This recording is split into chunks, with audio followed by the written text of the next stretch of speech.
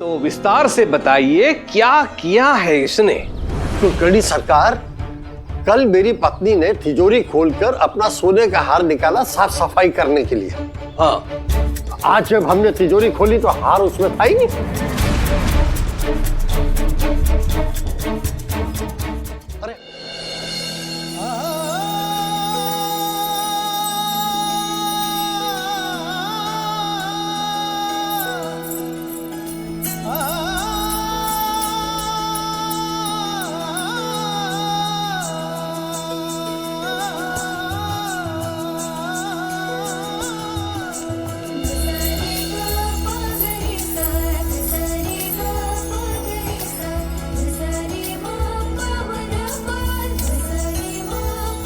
अरे लक्ष्मी, तुम इतनी सुबह सुबह?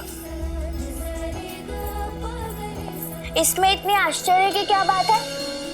इतने सालों में हर सुबह तो मिलने आती रही हूँ तुमसे। वैसे एक बात बताओ, आसमान में क्या देख रहे थे? सूरज को। सूरज में देखने को क्या है? सुबह पूरब में उगता है और शाम को पश्चिम में डूब जाता है, बस।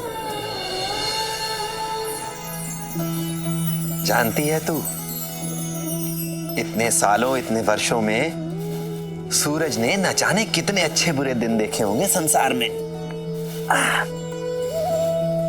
साक्षी रहा है वो, लेकिन इसकी चाल, इसके कर्म पर कोई फर्क नहीं पड़ा। हर सुबह निकलता है ये,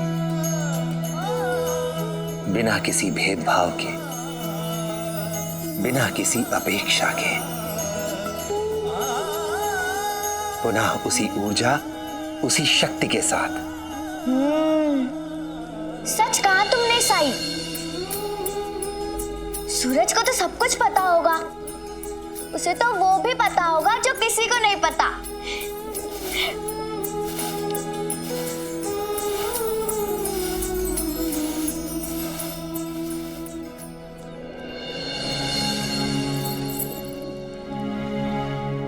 आज साई की झोली की साफ सफाई कर देती हूँ।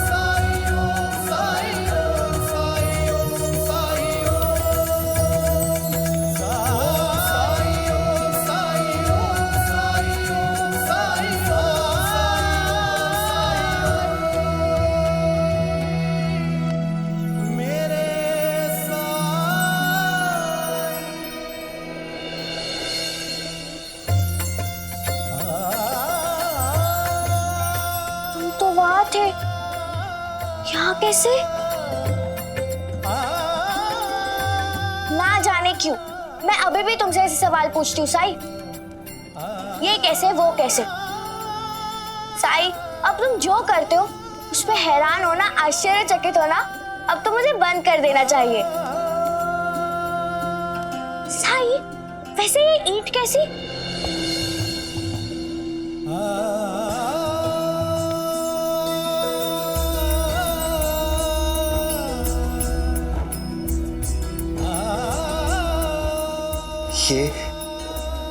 ये मेरे गुरु का आशीर्वाद है।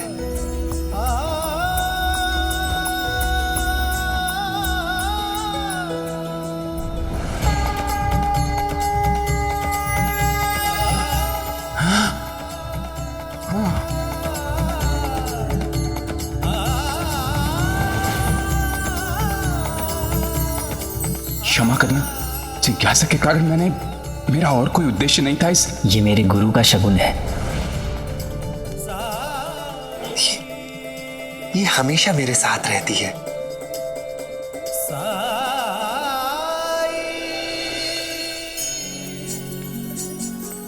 आइंदा मैं भी ध्यान रखूंगी साई।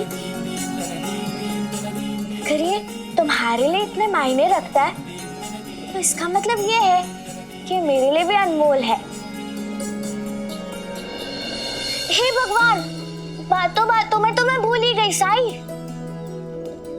वो जो शनि मंदिर है ना, जिसका जीर्णोद्धार गांव वालों ने मिलके किया था, वहां पर आज मूर्ति स्थापन है। तुम्हें याद था? मैं तो तेरा ही इंतजार कर रहा था कि तू आएगी, मुझे याद दिलाएगी और फिर मुझे अपने साथ लेकर जाएगी। तुम भी ना साई, आज भी तुम्हारी बातें मेरी समझ में नहीं आती। तुम क्या कहते हो? मजाक कर रहे हो या उसमें कोई बात छिपी है?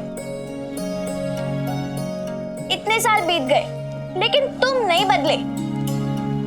तू भी तो नहीं बदली है, पहले की तरह ही चंचल, उतनी ही बातूनी है तू। रोज आ जाती है मेरे पास, इतनी सारी बातें, ढेर सारे सवाल लेकर। पर जानती है तू, इंसान का जिज्ञासु होना बहुत अच्छी बात होती है।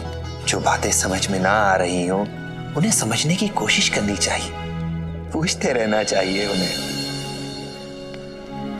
तो साई साई,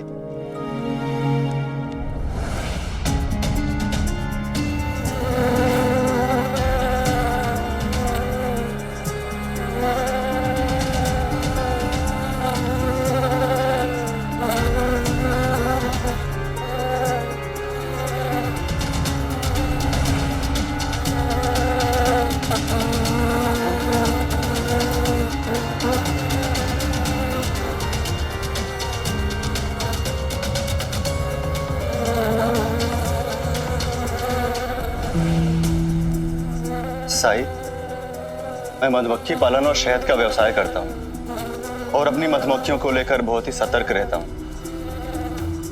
उनकी बहुत देखभाल करता हूँ और उनको किसी भी तरह की परेशानी नहीं होने देता हूँ। और शहद निकालने से पहले मैं ये सुनिश्चित करता हूँ कि मधुमक्खियों को जरा सी भी समस्या ना हो। परंतु इस बार ये जो छत्ता देख रहे हैं ना आप, मधुमक्खियां इसमें से बाहर ही नहीं आ रही हैं। मैंने बहुत कोशिश की, यहां तक कि छत्ते में धुआं भी छोड़ा, लेकिन कोई फायदा नहीं हुआ। फिर कुछ लोगों ने कहा कि यदि मधुमक्खियों को छत्ते से बाहर निकालना है तो मशाल को जलाकर छत्ते के पास लाऊं। परंतु साई, मैं ऐसा नहीं करना चाहता, क्योंकि ऐसा करने से बहुत सी मधुमक्खियां मर सकती हैं। सब कुछ करके थक हार गया साई, फिर आपके पास आ गया। साई, क्या आप मेरी मधुमक्खियों को बिना नुकसान पहुंचाए छत्ते से बाहर निकाल सकते हैं? साई के लिए कुछ असंभव नहीं है ना?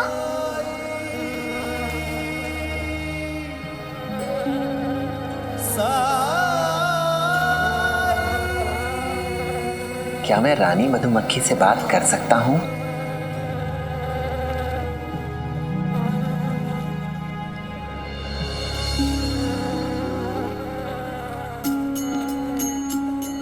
सही सही डंग मार देगी। कुछ नहीं होगा साई को, बस आप देखते रहिए।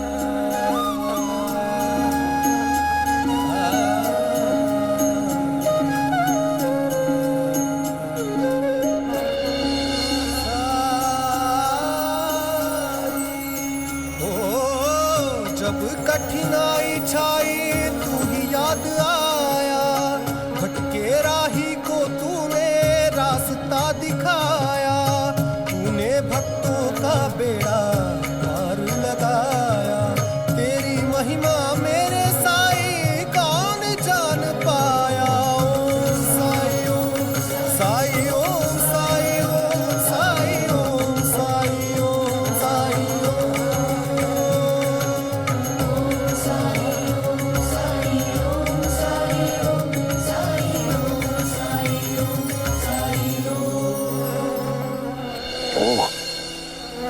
ये बात है, तुम्हारी बात मेरे समझ में आई है, बेफिक्र रहो तुम।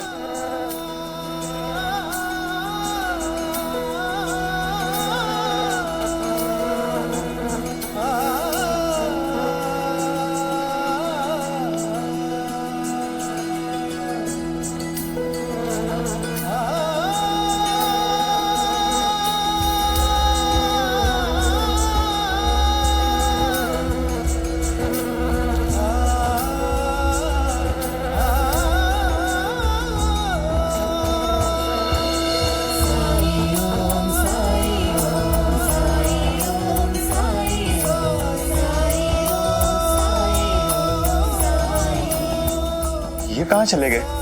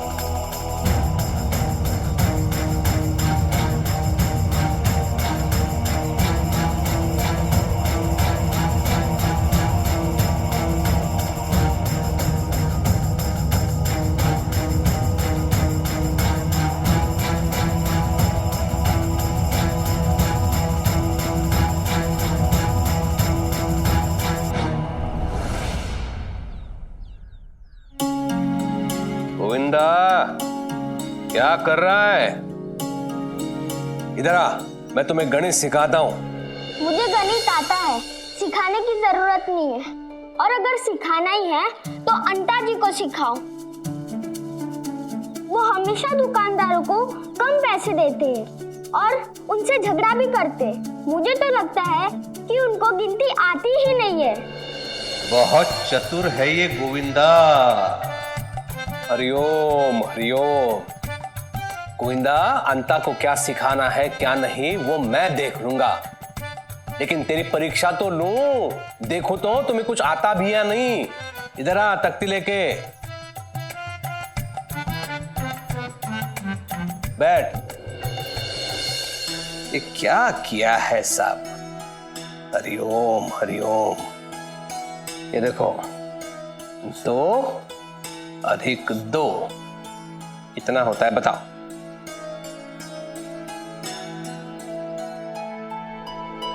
हाँ, अरे भगवान, 2 और 2 40 होते? अरे 2 और 2 होते हैं। नहीं, 40 होते हैं। कैसे? मैंने देखा था।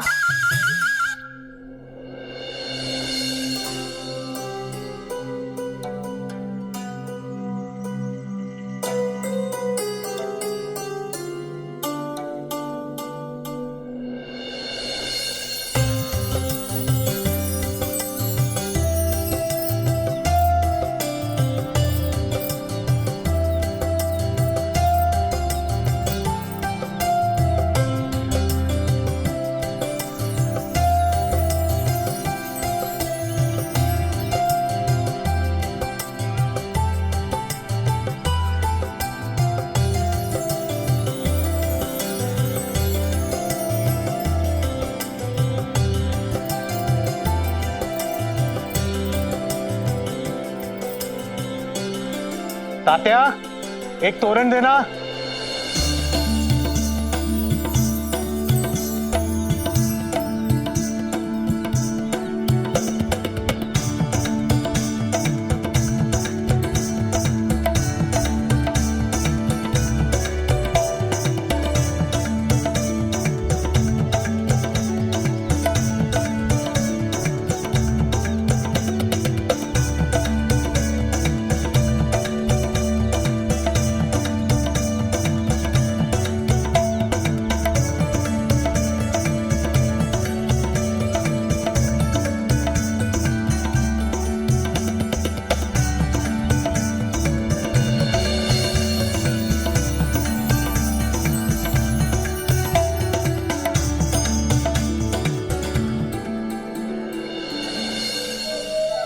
पाटिल जी, मुझे तो कभी कभी बड़ा आश्चर्य लगता है गांव के बच्चों को देखकर।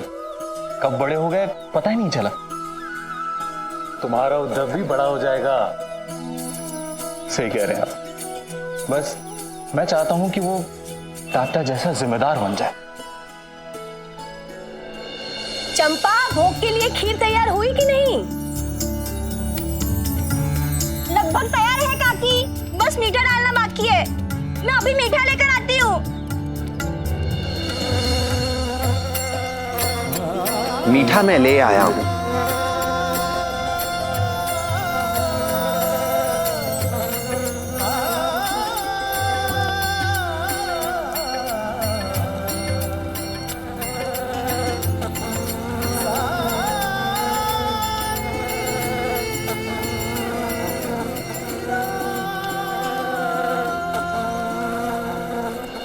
देखो चू, ये बिल्कुल तुम पे गया है। अपनी चूक स्वीकार करने के लिए तैयार ही नहीं है। और एक मेरा केशव है, लंदन में पढ़ता है, लंदन में, लेकिन फिर भी सिर झुका के मेरी हर बात मानता है वो। इसकी चतुराई देख के तो मुझे लगता है कि इसे विश्वनाथ की तरह अधिक होना चाहिए था, और तुम्हारी तरह कम।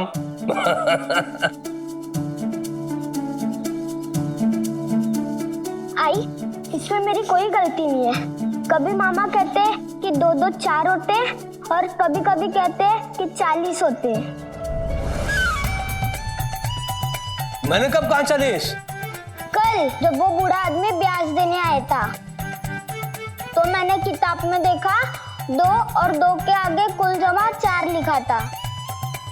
जब वो बूढ़े आदमी से बात करके हो गई थी ना, तभी मामा ने उसके आगे शून्य लगाकर उसको 40 कर दिया, और उस आदमी से कहा कि तुम्हें 40 रुपया ब्याज देना है। हरिओम हरिओम। जो मैंने देखा वही मैंने सीखा।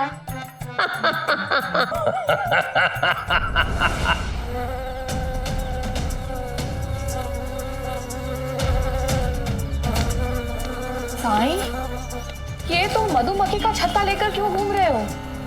अगर एक भी मधुमक्खी ने डंक मार दिया तो तुम्हें पता है ना क्या होगा।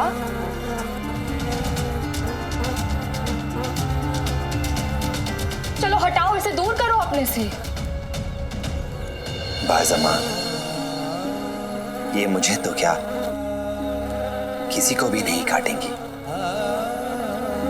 ठीक है, तुम कह रहे हो तो मैं मान रही हूँ तुम्हारी बात, लेकिन तुम इसे यहाँ क्यों लाए हो? बाज़मा, मैं इन्हें यहाँ नहीं लाया हूँ, बल्कि ये मुझे यहाँ लेकर आई हैं।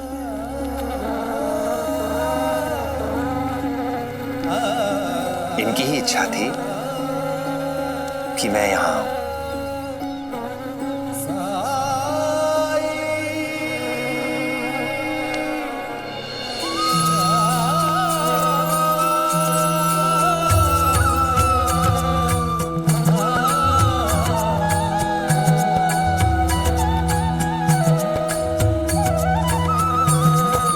आया हूँ साई मोरे बीच मझधार, तुम ही लगा दो साई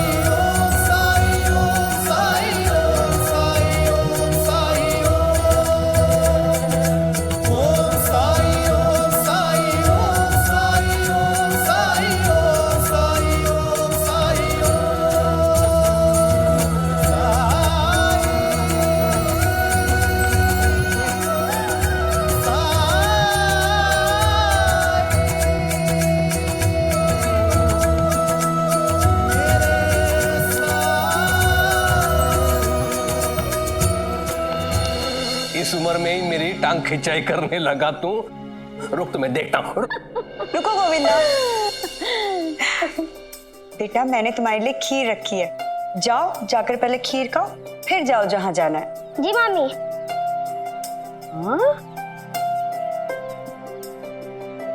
ये क्या है? ये तो केवल तुम्हारी ही बात मानता है। जो भी कहती हो उसे पूरा करने के लिए तुरंत दौड़ पड़ता है। वो इसलिए दौड़ के गया क्योंकि वो जानता है यदि उसने विलंब कर दिया ना तो उसकी आई सब खीर खा जाएगी और उसके लिए कुछ नहीं बचेगा।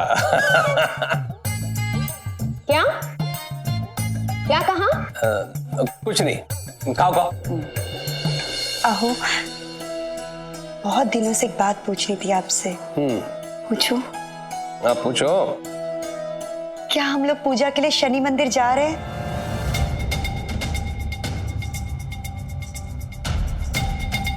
निमंत्रण भेजा था उन लोगों ने। हाँ? शनि मंदिर का जीर्णोद्धार किया लेकिन मेरी अनुमति नहीं ली। ये आवश्यक नहीं समझा उन्होंने। लेकिन वो लोग आए थे आपके पास। अनुमति मांगने नहीं आए थे, बताने आए थे। सब श्रमदान करके जीर्णोद्धार करेंगे शनि मंदिर का। हरिओम। जाने दीजिए ना, भगवान के घर जाने के लिए निमंत्रण की क्या जरूरत है। और आप तो शिरडी के राजा हैं, सब कुछ आपका ही तो है। हाँ, नर्मदा ये भी बता रही थी कि किसी को भी विशेष रूप से कोई निमंत्रण नहीं दिया। रुक्मिणी, तुम कितने भी तर्क लगा लो, कुलकर्णी वाड़े से कोई नहीं जाएगा तो कोई नहीं जाएगा। और वैसे भी शनि मंदिर में स्त्रियों का प्रवेश वर्जित होता है, निषिद्ध होता है, समझी? मंदिर के बाहर खड़े रह के क्या करोगे? हरिओम।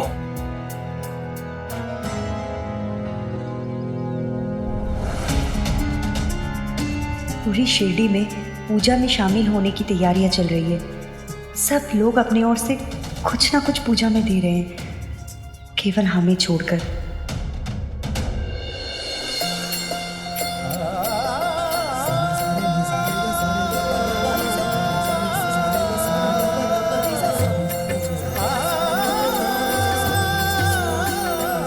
शुक्रिया रानी साहिबा।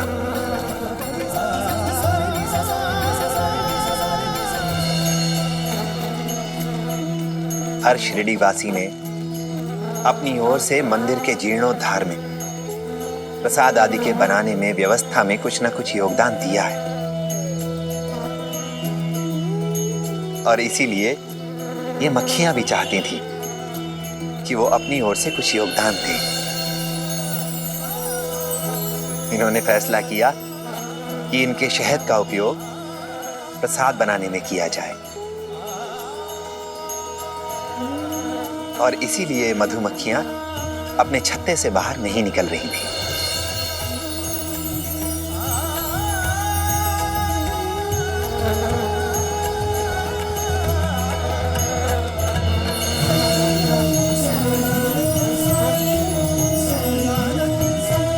साईं,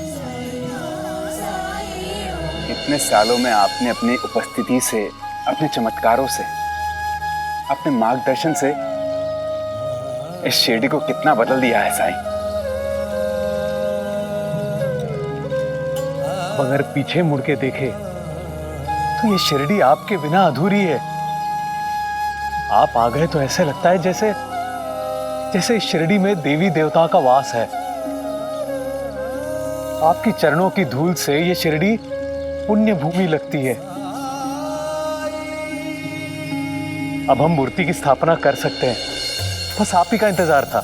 मेरा इंतजार? हाँ साईं, वर्षों से शिरडी में हर शुभ कार्य आपके हाथों से होता है, तो भला हम आज आपके बिना इस मूर्ति की स्थापना कैसे कर सकते हैं?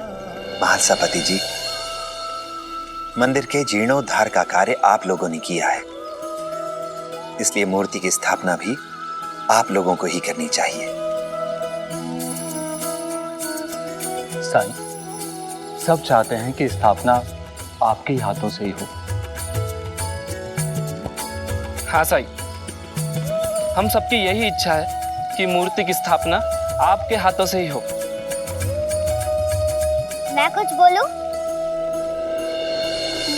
अगर आप लोग फैसला नहीं ले पा रहे तो स्थापना मैं ही कर देता हूँ। वैसे भी बड़े होके मुझे अपने बाबा की तरह पंडित ही बनना है ना। मल्हारी, बेटा बड़ों के बीच में नहीं बोलते। महासपति जी ठीक ही तो कह रहा है मल्हारी। बच्चे भगवान का स्वरूप होते हैं। इनसे ज्यादा पवित्र, इनसे ज्यादा शुद्ध मन किसी का नहीं हो सकता।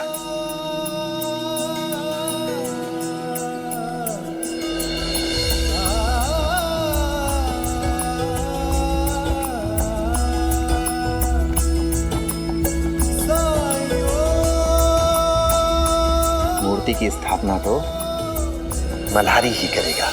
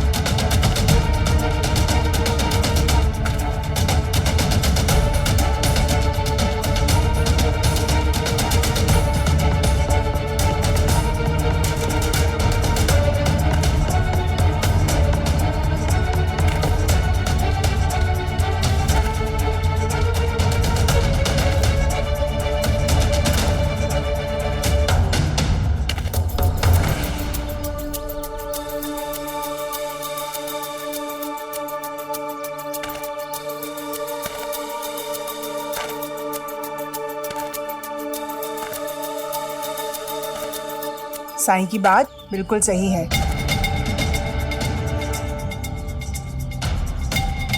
लीजिए, आपको पता है ना, शनि मंदिर का जीर्णोद्धार हुआ है, मूर्ति की प्राण प्रतिष्ठा हो रही है, तो किसी को न्योता क्यों भेजा जाए? भगवान सबके, अब भगवान खुद तो आएंगे नहीं किसी को न्योता देने। मंदिर से कभी किसी के यहाँ न्योता आता है क्या? सब अपनी स्वेच्छा से, अपनी श्रद्धा से जा रहे हैं। किसी को बुलावा नहीं दिया गया है, इसलिए हमें भी वहां जाना चाहिए। क्या खाक जाना चाहिए? पागल हो गई हो क्या? अरे भाग्यवान, जब मंदिर से किसी को न्योता गया ही नहीं है तो कुलकर्णी सरकार वहां बिना न्योते के जाएंगे क्या?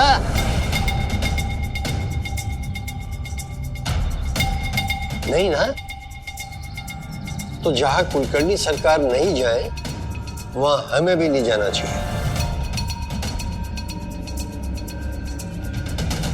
शनि मंदिर कौन है?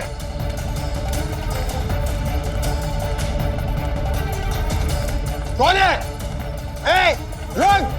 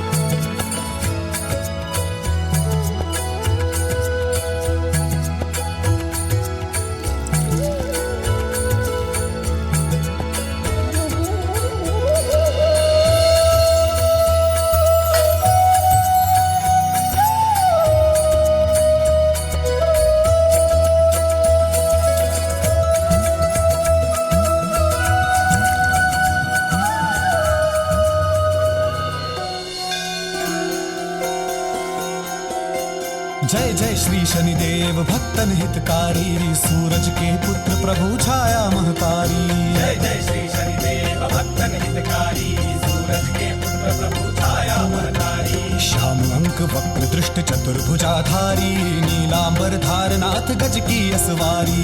जय जय श्री शनिदेव भक्तन हितकारी, सूरज के पुत्र प्रभु छाया महतारी।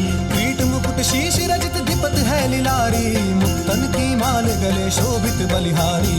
जय जय श्री शनिदेव भक्तन हितकारी, सूरज के पुत्र प्रभु छाया महतारी। मोदक मिष्टान पान चढ़त है सुपारी, लोहा तिल तेल उड़द महिषी अति प्यारी। महिषी अति प्यारी।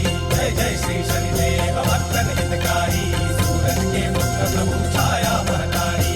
देव दनुज ऋषि मुनि सुमरिन नर नारी, विश्वनाथ धरत ध्यान शरण है तुम्हारी। शरण है तुम्हारी, शरण है तुम्हारी। जय जय श्री शनिदेव भक्तन हितकारी, सूरज के पुत्र प्रभु छाया महतारी। जय जय श्री शनिदेव भक्तन हितकारी, सूरज के पुत्र प्रभु छाया महतारी। जय जय श्री शनिदेव भक्तन हितकारी, सूरज के पुत्र प्रभु छाया महतारी।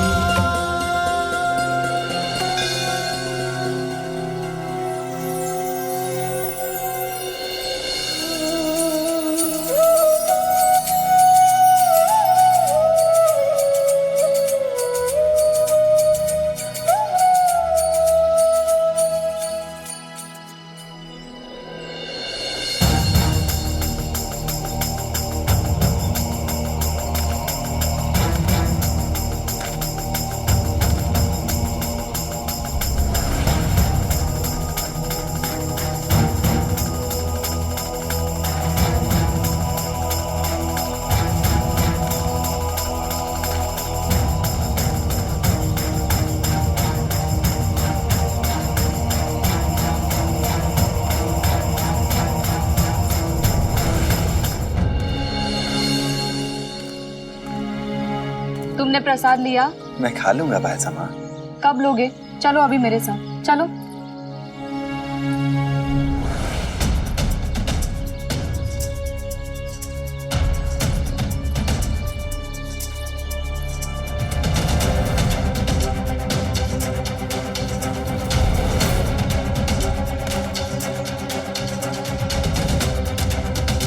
आप यहाँ क्या कर रहे हैं? चलिए चलिए प्रसाद ले लीजिए और दर्शन भी कर लीजिए।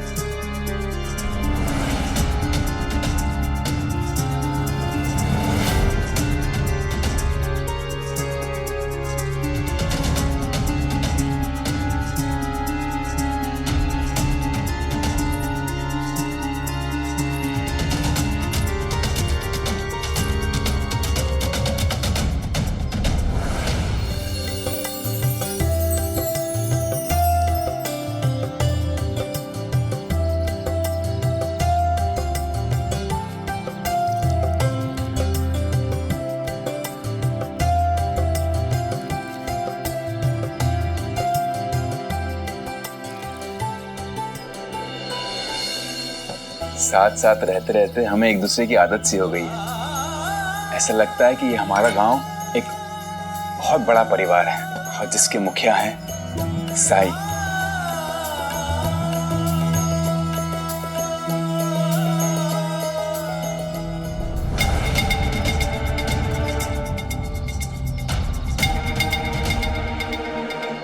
जो हमेशा हमारी देखभाल करते हैं, हमारी रक्षा करते हैं।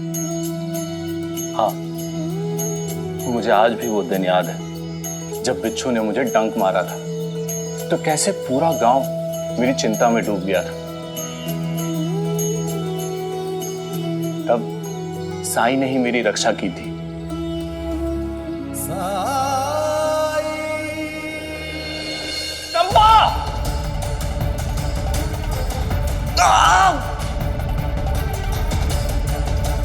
जहर शरीर के कई हिस्सों में फैल चुका है, इसलिए जरूरी यह है माधव को आज सारी रात खड़ा रखा जाए।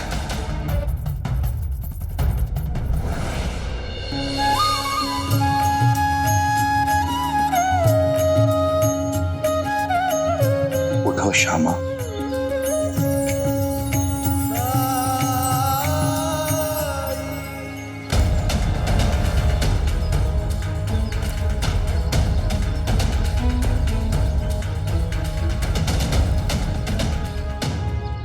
जब पहली बार मेरी फसल जिसमें कीड़े लगे थे उसे साई ने बर्बाद होने से बचाया,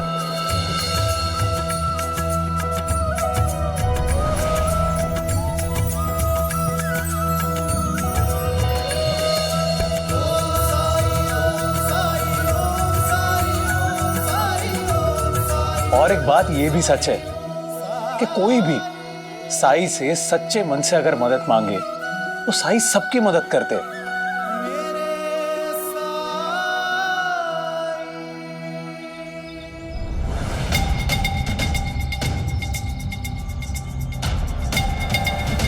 किसी में भी भेदभाव नहीं करते, और साई की कृपा से मेरी आई की आंखों की रोशनी भी वापस आई थी।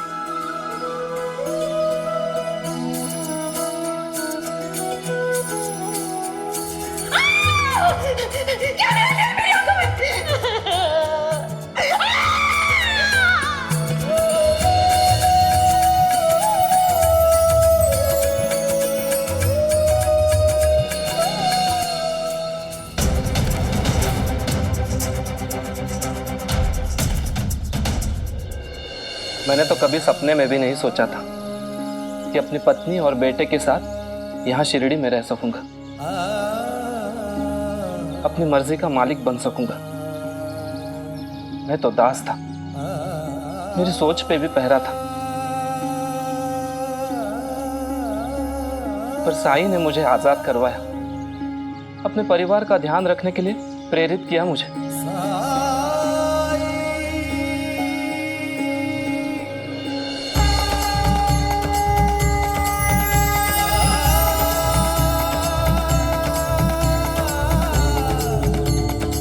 मुझे ये इंसान चाहिए।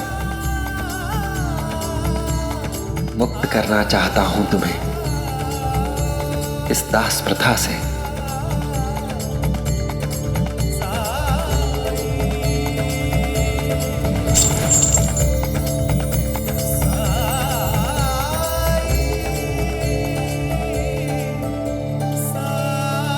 साई ने मेरे काका काशीराम को दूसरा जीवन दिया।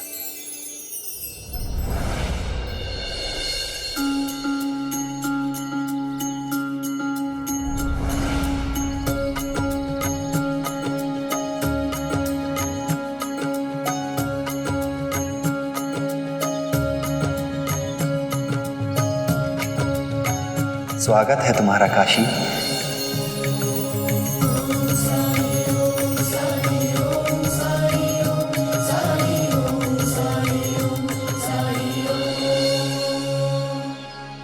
वैसे अब काशीराम यात्रा से कब लौटने वाले हैं?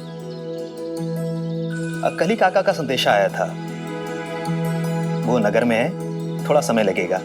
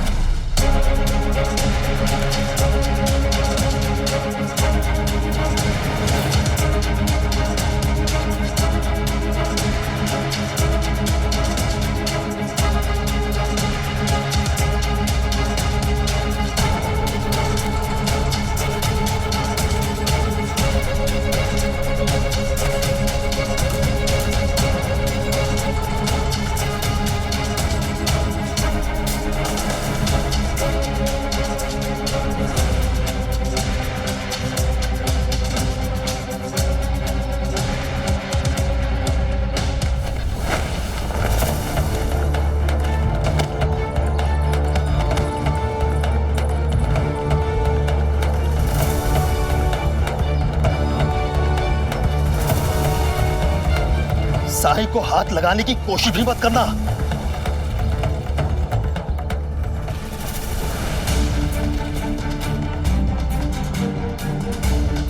ये तो वो राणा डाकू है।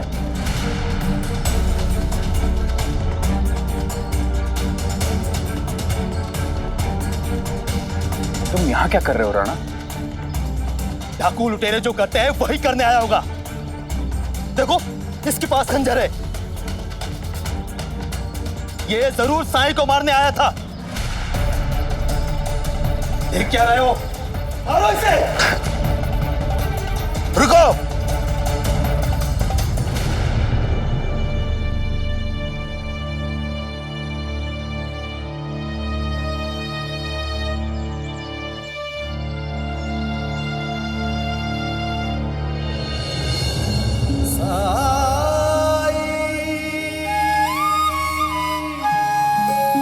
अगर ये मुझे मारने आया होता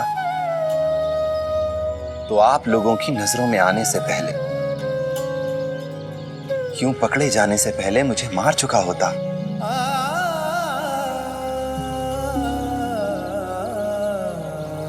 साईं, आप संत हैं। आपके दिल में सबके लिए करुणा और दया है। आप बहुत आसानी से सबको माफ कर देते हैं। दुष्टों के अवगुण भी आपको गुण लगते हैं, लेकिन सच यह है साईं कि हिंसक प्रवृत्ति वाले सुधरते नहीं। और मैं जानता हूं ये कितना निर्दयी और क्रूर है।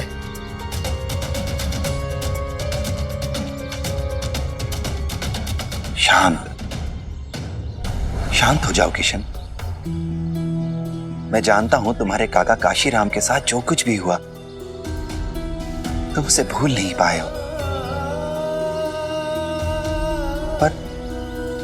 पर तुम्हें यह याद रखना चाहिए कि राणा अब अपराध की दुनिया छोड़ चुका है।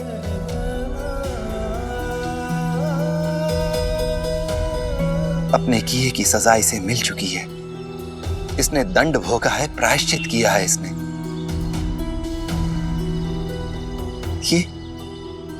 ये सुधर चुका है, बदल गया है ये। साई,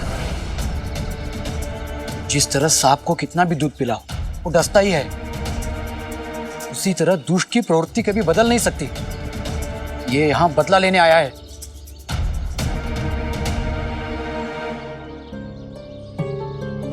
राणा, तुम अपना पक्ष खुद गांव वालों के सामने क्यों नहीं रख रहे हो?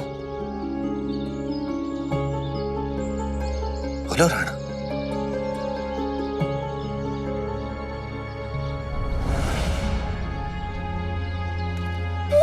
मैं किसी को नुकसान पहुंचाने के इरादे से नहीं आया था,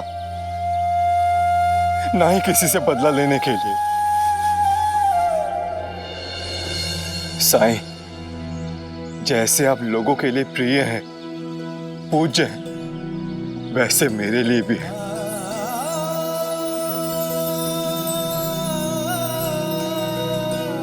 मैं सजा खत्म करने के बाद केवल आपसे मिलने आया था। झूठ बोल रहा है ये। साई, अगर ये आपसे मिलने आया होता तो अपने साथ खंजर क्यों रखता? क्यों अपना चेहरा छुपा कर आता?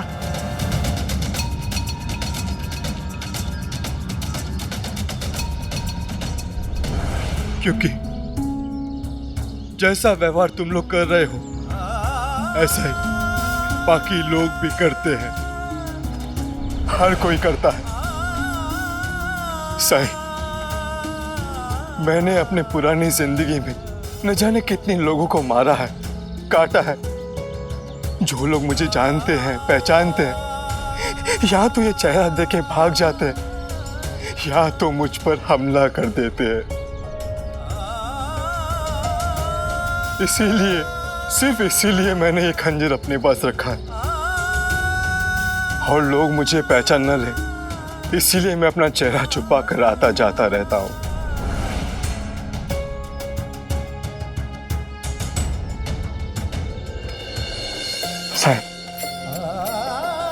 मैंने सोचा कि मैं आपके शरणों में आ जाऊं, क्योंकि इस जीवन में अगर मुझे किसी ने सुधारा है तो आप ऐसा ही। आपके बताए हुए मार्ग पर चलकर ही मैं बदला।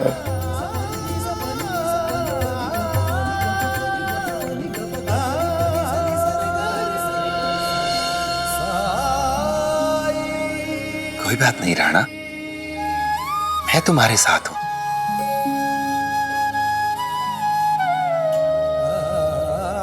आओ।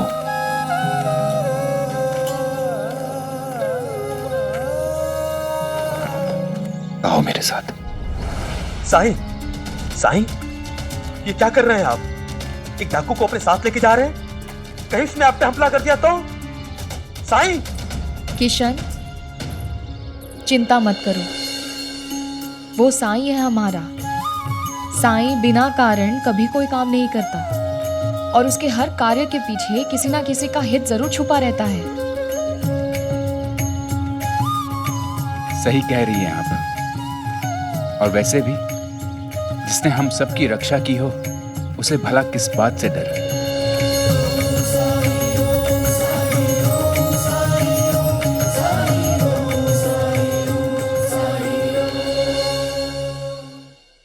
अब मैं वाकई में सुधर गया हूं साईं। मुझ पर विश्वास करने के लिए बहुत बहुत धन्यवाद।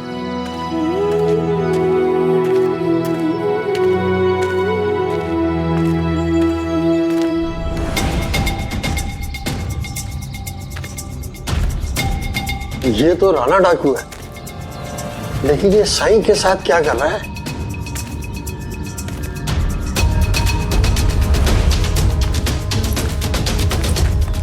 कौन है? ए, रुक! कहीं ये बैरागी पागल तो नहीं हो गया? एक डाकू को अपने साथ लेकर जा रहा?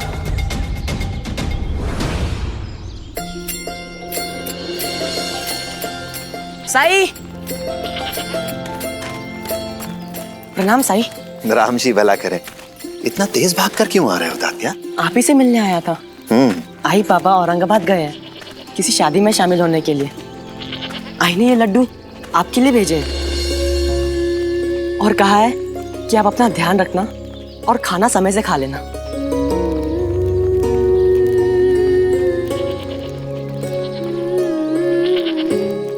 भाईजामा चाहे कहीं भी जाए, लेकिन उनका ध्यान यहीं रहता है।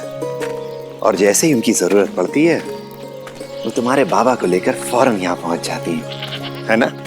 जी। अच्छा सुनो तात्या, तुम भी अपना ध्यान रखना। ठीक है साई। साई, अभी मैं चलता हूँ। आज ही घर पे अकेली है, वो मेरी चिंता कर रही होगी। ठीक है।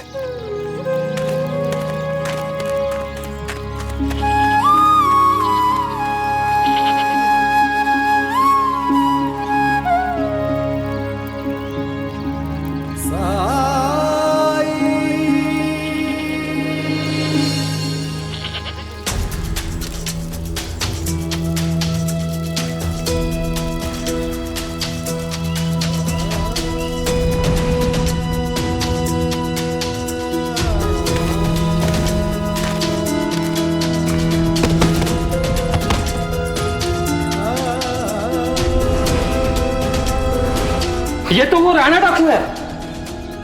तुम यहाँ क्या कर रहे हो राणा? डाकू लुटेरे जो करते हैं वही करने आया होगा। देखो, इसके पास खंजर है। ये जरूर साईं को मारने आया था। देख क्या रहे हो? मारो इसे। रुको। अपने किए की सजा इसे मिल चुकी है। इसने दंड भोगा है, प्रायश्चित किया है इसने।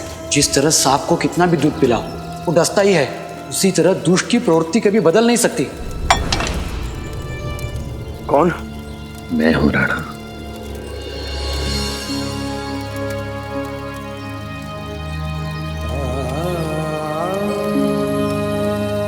वो छुपाने से मनोदशा नहीं छुपती,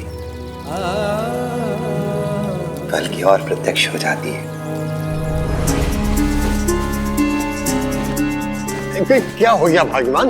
ये पूरे घर को अस्त व्यस्त क्यों कर दिया तुमने? वो मेरा सोने का हार नहीं मिल रहा है जी। क्या?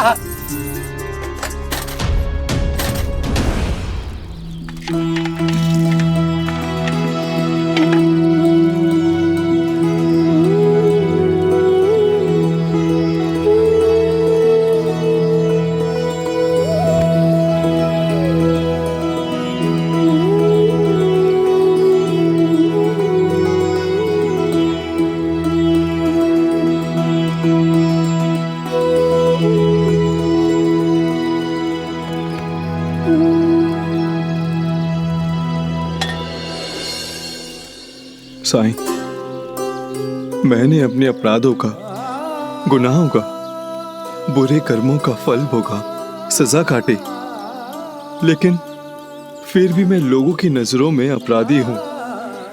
मेरे प्रति लोगों की सोच नहीं बदली।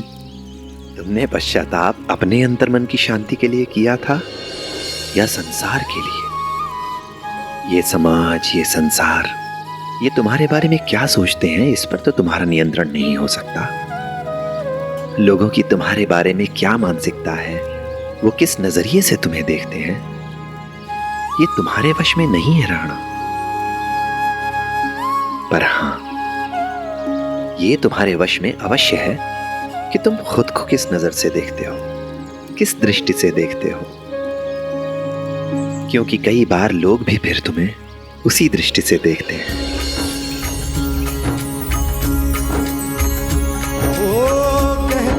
किस्मत जिसको कर्म का फल है, जीवन में कर्म योग का माधुरी अटल है। जो कुछ है हाथ में तेरे लो, है, अच्छे कर्म किए जाए तो जीवन सफल है। ओम साई, ओम साई, ओम साई, ओम साई, ओम साई, ओम साई। राणा, अगर तुम्हें यह विश्वास है कि तुमने अपना पश्चाताप पूरा कर लिया है, तो ये संसार, ये दुनिया भी तुम्हें क्षमा कर देगी, तुम्हारे इस नए बदले स्वरूप को स्वीकार करेगी। पर अगर तुम्हें खुद पर ही विश्वास नहीं है कि अब तुम अपराधी नहीं हो, तो लोग भी तुम्हें अपराधी ही समझेंगे।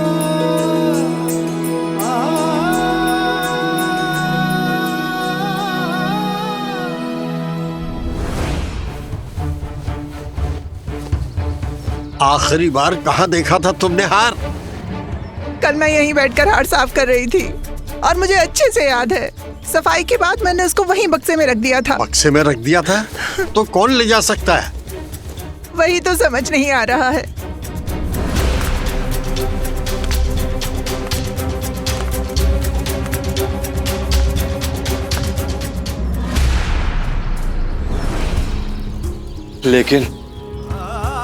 लेकिन मैं कितना भी प्रयास करूं साईं, मेरा अतीत मेरा पीछा नहीं छोड़ता। क्यों साईं, क्यों?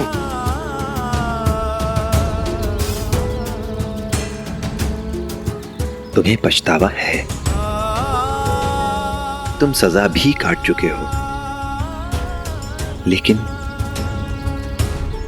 कहीं ना कहीं तुम इस बात को स्वीकार नहीं कर पा रहे हो कि तुमने अपने अतीत में ऐसे काम किए हैं।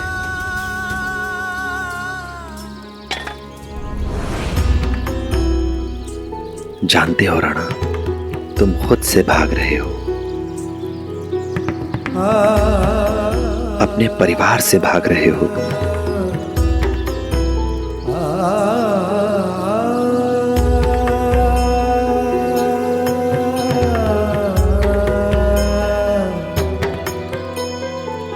अपने अतीत से भाग रहे हो।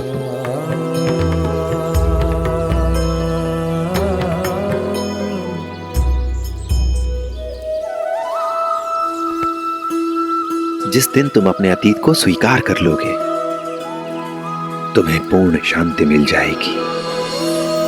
कई बार हमारा अतीत हमसे सिर्फ ये चाहता है कि हम उसे स्वीकार कर लें।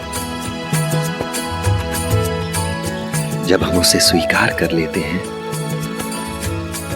तो वो हमारा पीछा करना छोड़ देता है।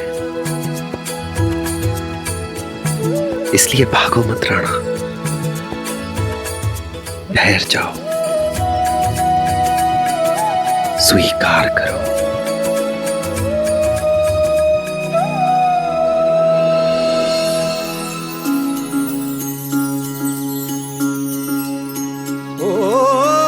जब कठिनाई छाई तू ही याद आया, भटके राही को तूने रास्ता दिखाया। तूने भक्तों का बेड़ा पार लगाया। तेरी महिमा मेरे साईं कौन जान पाया। ओम साई ओम साई ओम साई ओम साई ओम साई ओम साई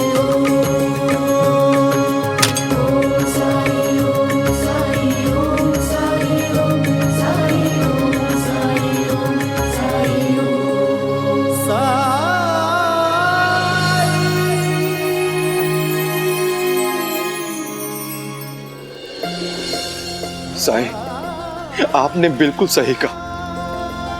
अब मैं वापस घर जाऊंगा, अपने परिवार के पास। अपने परिवार को देखे और उनसे मिले एक अरसा हो गया है। आज से तुम्हारे जीवन में एक नए अध्याय की शुरुआत हो रही है। कोई फर्क नहीं पड़ता कि इससे पहले लोग तुम्हें क्या कहते थे। आज से तुम राणा हो, सिर्फ राणा।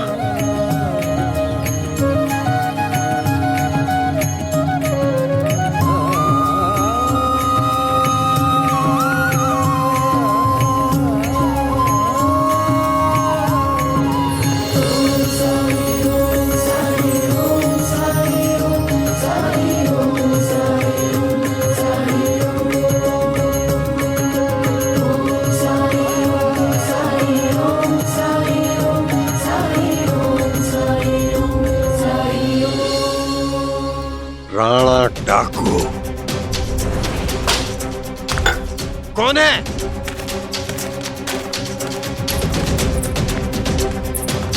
कौन है? ए, रुक! हाँ, वो इसीलिए आया होगा। किसकी बात कर रहे हैं आप? राणा डाकू, उसी ने चुराया है तुम्हारा सोने का हार।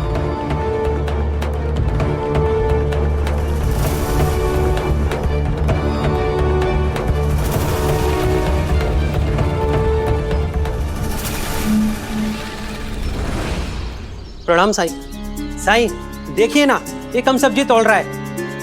मैं दावे से कहता हूँ कि ये बेईमानी कर रहा है। मैं रोज सामान लेता हूँ, मुझे वजन का पूरा अंदाजा है। आधा सेर में कम से कम 7-8 प्याज चढ़ते हैं। और देखिए ना, इसके तराजू में केवल 4 ही प्याज चढ़ रहे हैं। अब आप ही बताइए साईं, क्या आपको ये आधा सेर लगता है? साईं, मेरी इस आदमी से क्या दुश्मनी है जो मैं इसके साथ बेईमानी करूंगा? अगर इसे मुझ पर विश्वास नहीं है तो मैं आपके सामने दोबारा वजन करके दिखाता हूं। ये देखिए, मैं आपके सामने कर रहा हूं।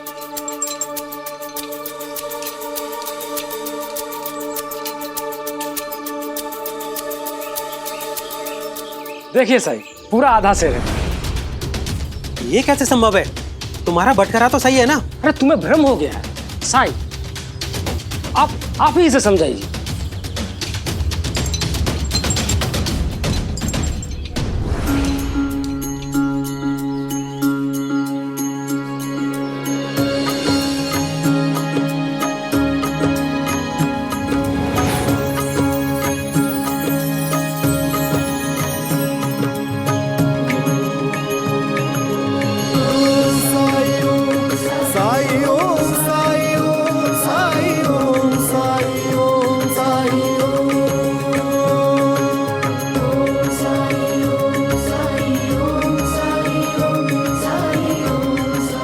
देखो, हम एक दूसरे को बेहतर तभी समझ सकते हैं जब हम खुद अपने आप को दूसरे की परिस्थितियों में रखकर देखें और फिर सोचें। ठीक कहा ना मैंने? तो तुम एक काम करो, थोड़ी देर के लिए इनको दुकानदार बना दो और तुम ग्राहक बन जाओ। जब ये अपने हाथ से सब्जी तौलेंगे, उसका वजन करेंगे, तो इन्हें खुद ही सच्चाई का पता चल जाएगा। अगर आप कह रहे हैं तो साईं ठीक है। अगर ऐसा करने से इसे समाधान मिल सकता है तो ऐसा भी करके देख सकते हैं।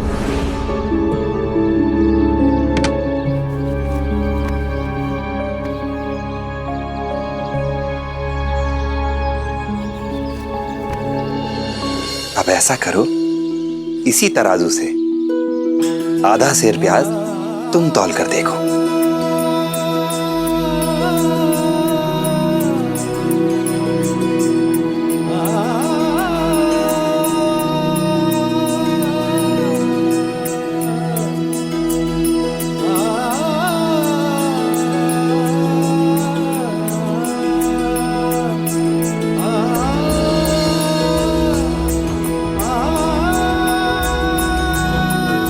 और चढ़ाओ।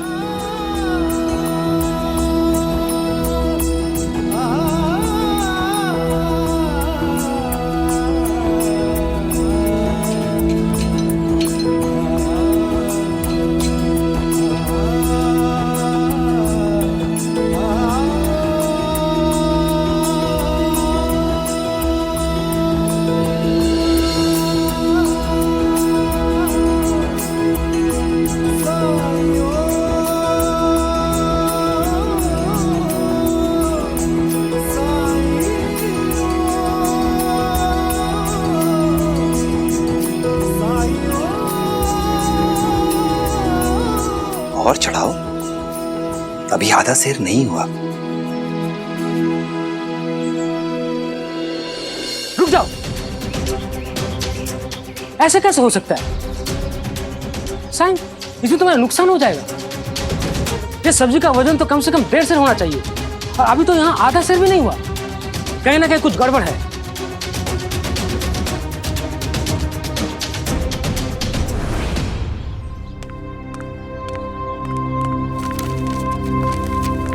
आइए सरकार, आइए, आपका इंतजार था।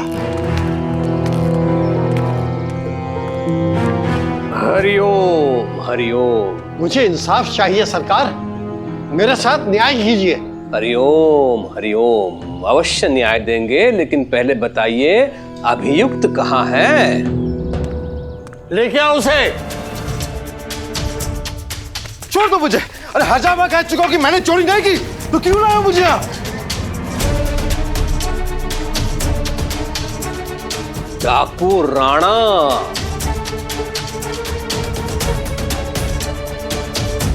हरिओम।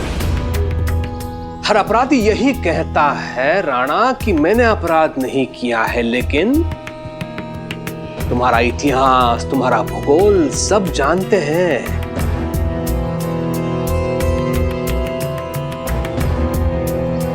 तुम कोई राजा हरिश्चंद्र तो नहीं हो, है कि नहीं? तो विस्तार से बताइए क्या किया है इसने? कुलकर्णी सरकार, कल मेरी पत्नी ने तिजोरी खोलकर अपना सोने का हार निकाला साफ सफाई करने के लिए। हाँ, आज जब हमने तिजोरी खोली तो हार उसमें था ही नहीं।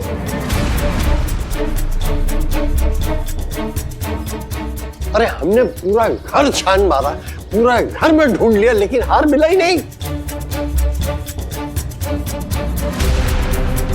वो संयोग से हमने कल ही राणा को अपने घर की खिड़की से अंदर ताक झांक करते हुए देखा था।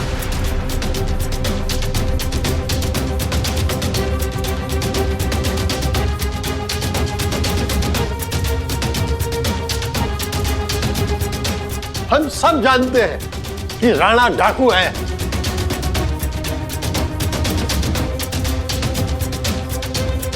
और इसके शिरडी में प्रवेश करने के दूसरे ही दिन मेरे घर में चोरी हो गई।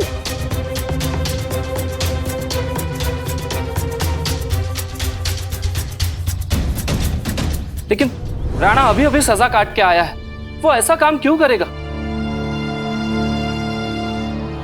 अरे कुत्ते की पूंछ को 12 साल नली में रखोगे ना, तो भी वो टेढ़ी ही रहेगी। चोर डाकू अपनी आदत से भंग न थे। खंडू जी, जब राणा पर साई भरोसा कर रहे हैं, तो मैं नहीं मान सकता हूं कि राणा ने चोरी की होगी।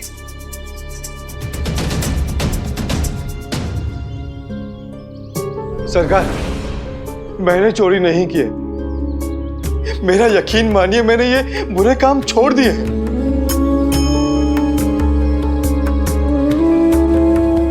सेठ गंगाराम जी को शायद कुछ गलतफहमी हुई है। ये बात सच है।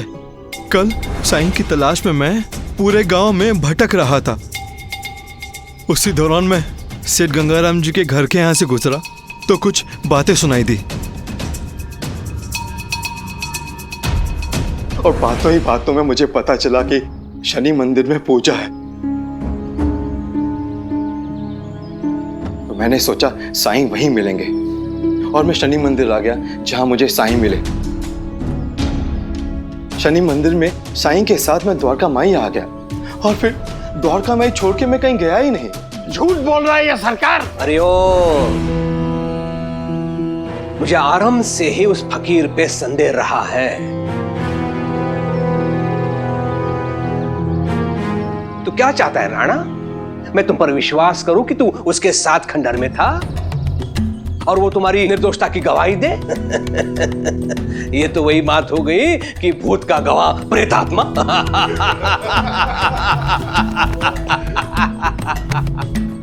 इस तरह तो राणा को कभी न्याय नहीं मिलेगा। मुझे कुछ करना होगा।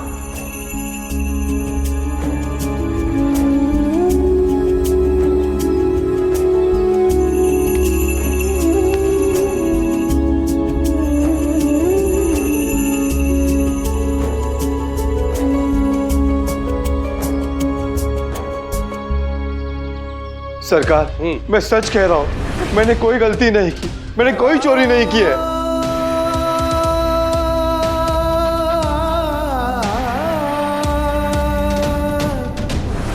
पर गड़बड़ कैसे हो सकती है?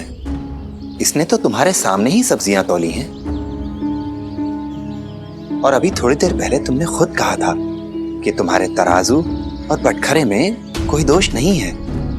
कहा था ना? हाँ, वो तो मुझे लगता है तुमने जरूर मेरे तराजू के साथ कुछ हेरफेर की। हेरफेर? भला ये हेरफेर कैसे कर सकता है? अभी तुम्हारे हाँ कर देने पर ही वो तुम्हारी जगह पर जाकर बैठा है। हाँ। और अगर इसने कोई हेरफेर की होती तो तुम्हें पता चली जाता, क्योंकि तुम्हारे सामने ही तो गया है वो। हाँ, आपकी बात भी सही है। पर अगर फिर भी तुम्हें कोई संदेह है तो तुम खुद जांच कर देख लो।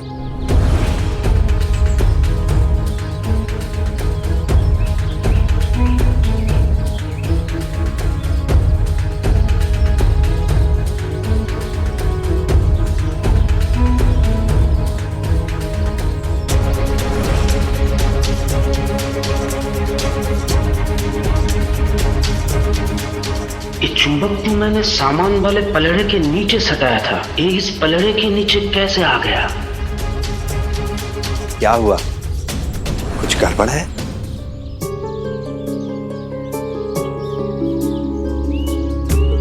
क्या तराजू में कोई समस्या है या बटखरे में दोष है? पर याद रहे, इससे पहले तराजू और बटखरे को केवल तुम ही छू सकते थे,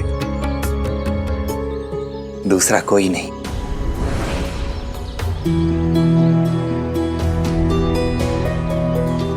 मुझे पता चल गया साईं, मुझसे क्या हुआ था।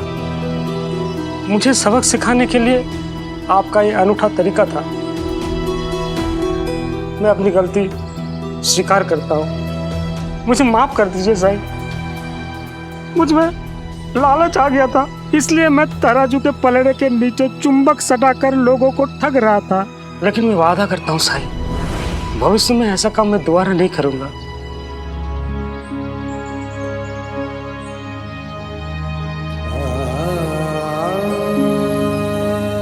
जो वस्तुएं तुम बेच रहे हो,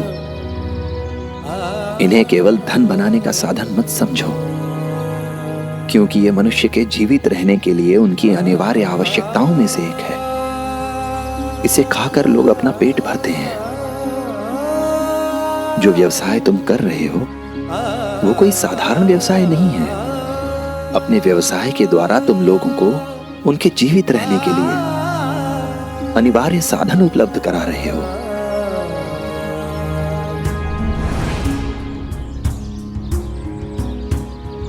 पेट भरने के लिए मनुष्य कठिन परिश्रम करता है, बहुत कठिन परिश्रम। और तुम उसकी इस आवश्यकता का गलत लाभ उठा रहे हो। ये ठीक नहीं है।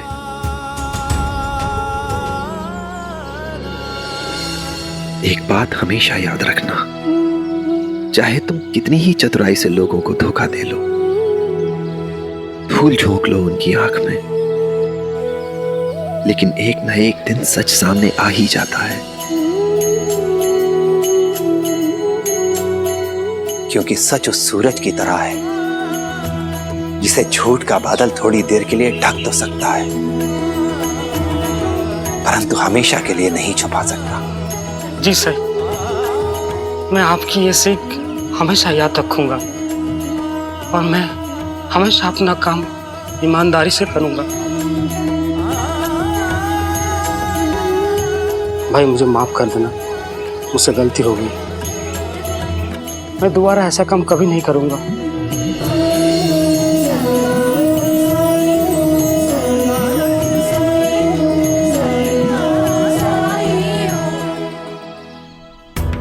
हरिओम। किसी का भी पक्ष लेने वाला इंसान नहीं हूं मैं। निर्णय देने से पहले तुम्हें अपनी निर्दोषता सिद्ध करने का अवसर देना चाहता हूं मैं।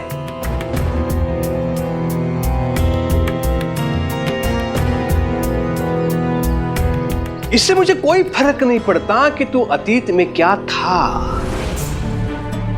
सब जानते हैं कि मेरा बेटा लंदन में पढ़ता है। कहां? लंदन में। और वहां विदेश में साक्ष्य के आधार पर दोनों पक्षों की बातें सुनने के पश्चात ही निर्णय दिया जाता है, न्याय दान किया जाता है। हमें दूसरों के अच्छे गुणों को स्वीकार करके जीवन में उतारना चाहिए और इसीलिए आज शिरडी में भी न्याय उसी आधार पर होगा। तुम्हें भी अवसर मिलेगा अपनी निर्दोषता सिद्ध करने का। हरिओम। इसलिए अपनी निर्दोषता सिद्ध करो और गर्व से सिर उठाकर यहां से जाओ। क्या सिद्ध कर सकते हो तुम?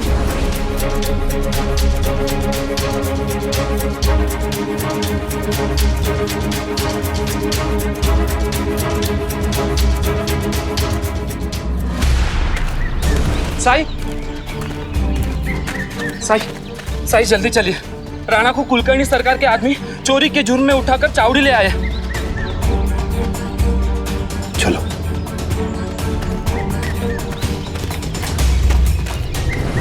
क्या तुम्हारे पास अपनी निर्दोषता सिद्ध करने के लिए कुछ नहीं है? सरकार, मैं पहले ही बोल चुका हूं, मैं द्वारका माई में था, मैं वहां से कहीं गया ही नहीं।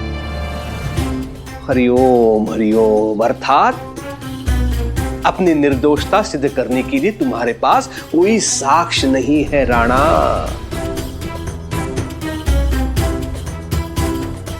ये तो बहुत बुरा हुआ राणा। राणा, मैंने तुम्हें पहले ही कहा था कि विलायत में, विदेश में अपनी निर्दोषता सिद्ध करने के लिए अवसर दिया जाता है और यदि अभियुक्त अपनी निर्दोषता सिद्ध करने में असफल रहा तो उसे कड़े से कड़ा दंड भी दिया जाता है।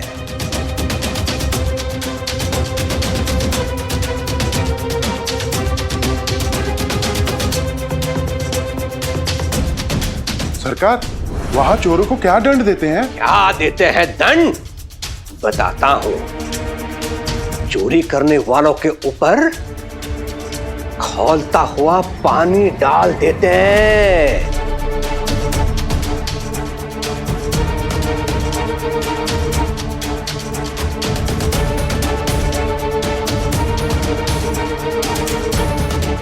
जाओ, बड़े पतीले में पानी गर्म करो। आज यहां चावड़ी के बाहर सबके समक्ष अपराधी राणा को दंडित किया जाएगा उसके अपराध के लिए। हरिओम। सरकार, यह अन्याय है, मैंने कोई अपराध नहीं किया सरकार।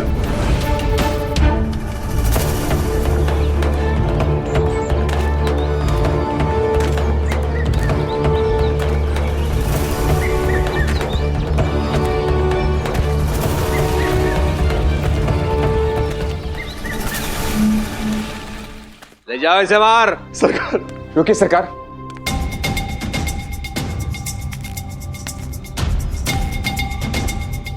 किसी को भी संदेह के आधार पर सजा देना न्याय नहीं है, अपराध है। संदेह नहीं महालसापति जी, मैंने और मेरी पत्नी ने खुद अपनी आंखों से राणा को अपने घर में ताक झांक करते हुए देखा था।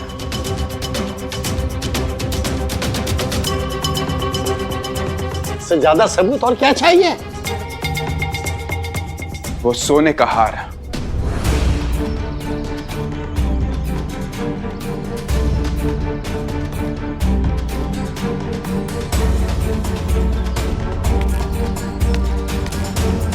जब तुम लोग राणा को पकड़ने के लिए गए थे तो मुझे पूरा यकीन है तुमने उस हार को हासिल करने के लिए उस जगह का चप्पा चप्पा छान मारा होगा, है ना? क्या तुम्हें वो हार मिला वहां? नहीं, हमने राणा की पूरी तलाशी ले ली, खंडर का चप्पा चप्पा छान मारा, लेकिन सोने का हार कहीं नहीं मिला। आप साबित क्या करना चाहते हैं महालसापति जी? हो सकता है इसने हार कहीं छुपा दिया हो। यही तो मैं कहना चाह रहा हूं गंगाराम जी। अगर राणा अपनी निर्दोषिता साबित नहीं कर पा रहा है तो उसका अपराध भी सिद्ध नहीं हो रहा है। मैं आपसे पूछना चाहता हूं गंगाराम जी, क्या आपने राणा को अपने घर चोरी करते हुए देखा था? नहीं। राणा को आपने अपने घर के बाहर देखा था और बस इसके अतीत के आधार पर आपने इस पर संदेह करना शुरू कर दिया, है ना?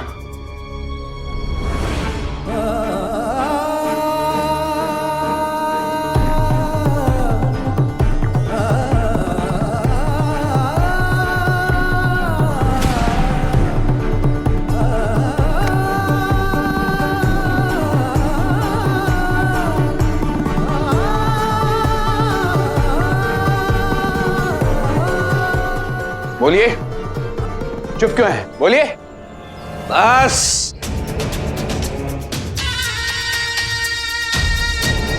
बस देख रहा हूं आजकल बहुत बोलने लगे हो तुम महालसापति। मेरे विरुद्ध बोलने का साहस कैसे आ गया तुम में?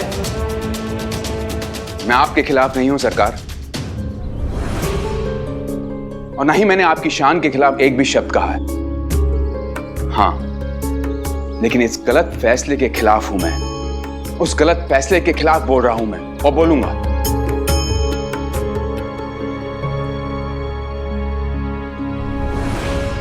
क्योंकि साई ने हमें सिखाया है कि अन्याय का विरोध करना चाहिए।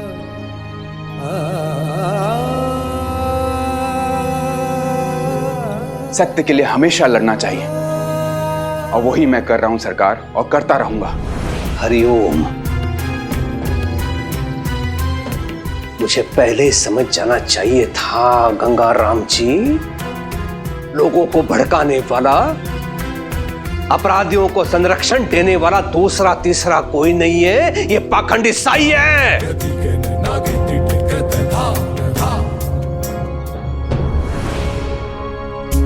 दोषी को दंडित करने से पहले ये ध्यान जरूर रखा जाना चाहिए कि किसी भी निर्दोष को सजा ना मिले। ये सुनिश्चित करना बहुत जरूरी है, क्योंकि यही न्याय का मूलभूत सिद्धांत है। अब तो सिखाएगा मुझे क्या करना और क्या नहीं? यहाँ पे जितने लोग उपस्थित हैं ना, उन सबका ज्ञान अगर मिलाया जाए तो भी मेरा ज्ञान अधिक ही होगा।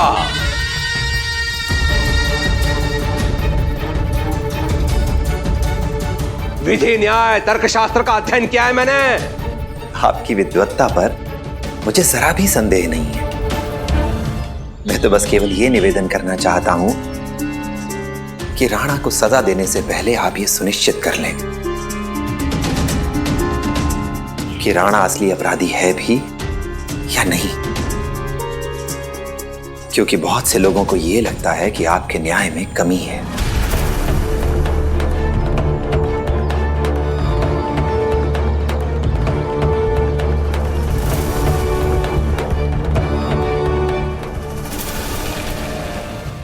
ऐसे और भी मज़ेदार वीडियो के लिए हमारे चैनल को लाइक, शेयर और सब्सक्राइब करें।